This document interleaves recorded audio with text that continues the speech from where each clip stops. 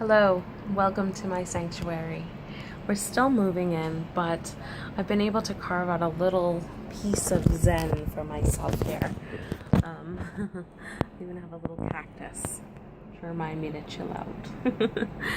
um, I need this little bit of space just to keep a semblance of sanity in this crazy life of sleepless nights, endless worry and anxiety over everything from assignments to childcare to how I'm going to pay the bills.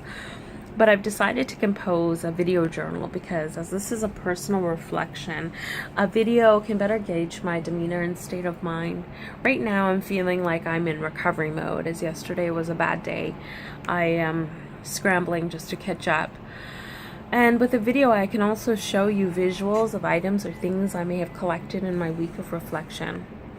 Thinking back on last week and walking into the sharing circle was unsettling for me, as I arrived late and was not expecting what I saw.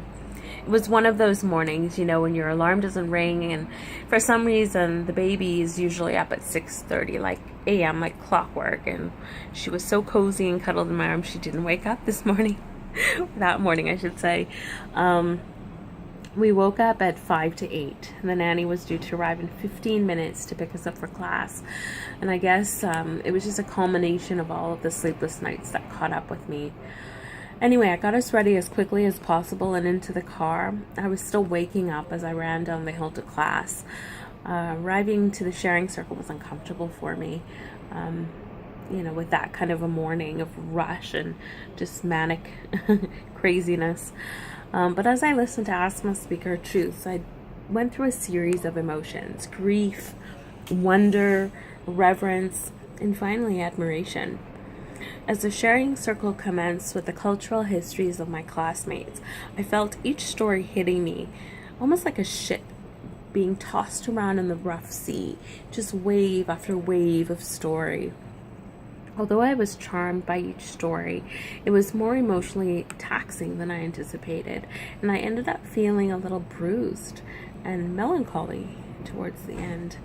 I was at the end of the circle, right before Shirley, the Aboriginal elder, and when I came to share about myself, I got nervous all of a sudden. And upon reflection, I think it was because I felt overwhelmed. I was not mentally prepared to take on such an emotionally heavy class after waking up just minutes before. The 7-minute break we were given during circle time was not enough to use the bathroom, let alone compose myself for my sharing time. But I think I made my point about having to slow down everything after giving birth, being really present in the present, and taking the time to appreciate the learning process. It contradicted what most of the class said about joining the BAPSI at RRU for the accelerated advantage. But if there's one thing I've learned since becoming a mother, it's as much as you rush, something unexpected will happen to slow you down, so you might as well take your time and do it right. Let's talk about the dance now. I was a little late entering the dance too.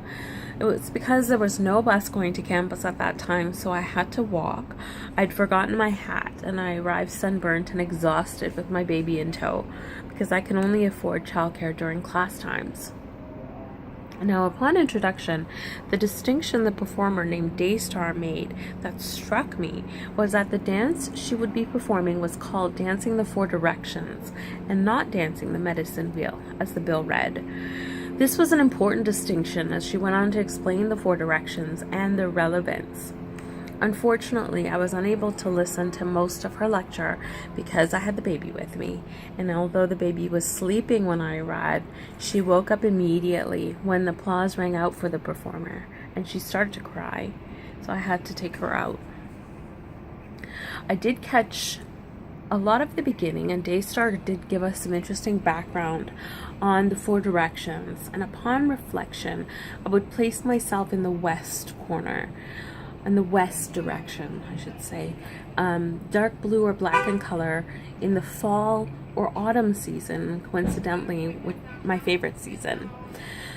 I've come fully into my adulthood now, being middle-aged, and can use the harvest time in the fall or autumn season as a metaphor for me giving birth in my later adult years.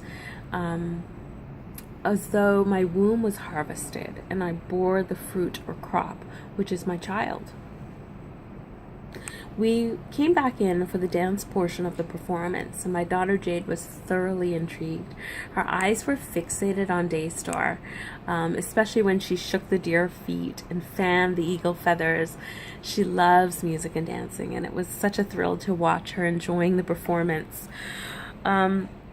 We did go off to sit on the side about halfway through as the baby actually started to shout in excitement, and I didn't want to distract the performer. The dance evoked a sense of something that was lost. That's the sense I got from it.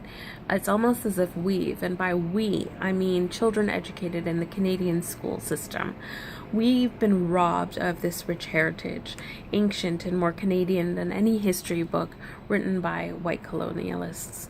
Don't get me wrong, I'm really grateful to be learning some Aboriginal culture now, but angry that this is not knowledge. This is knowledge that has been kept from us as part of mainstream education in Canada.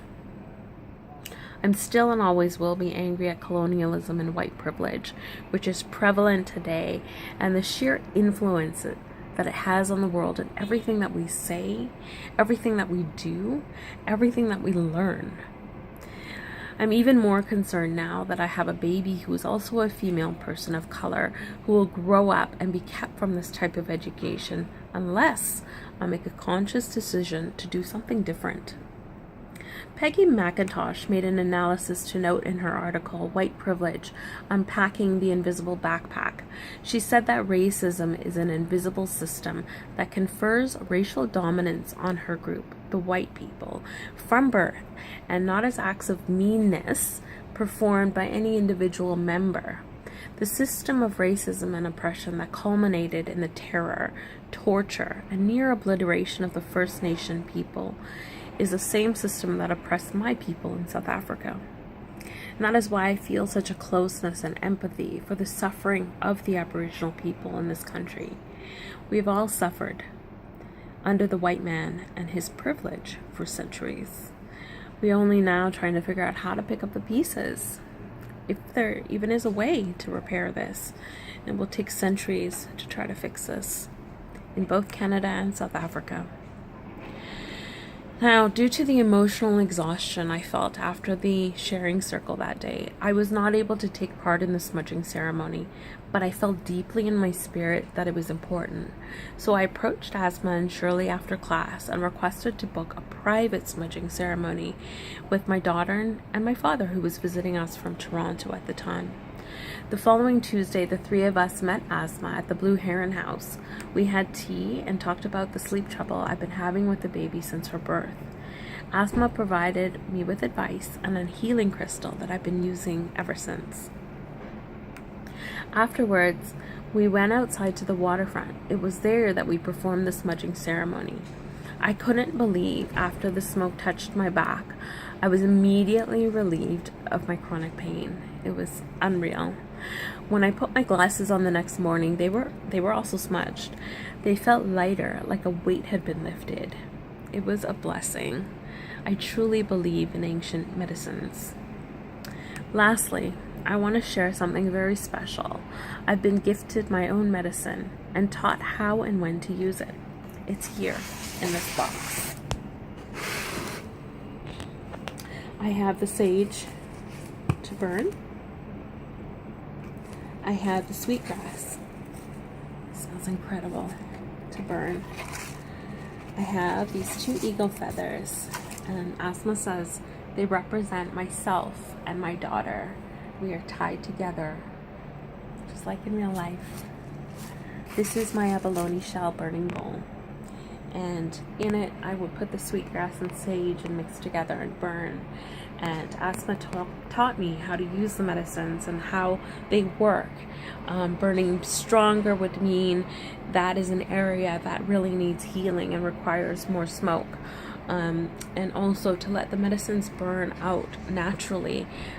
Try to avoid putting the stones on them to stop them from burning, because the medicines know what to do and how long to work and what they need to heal.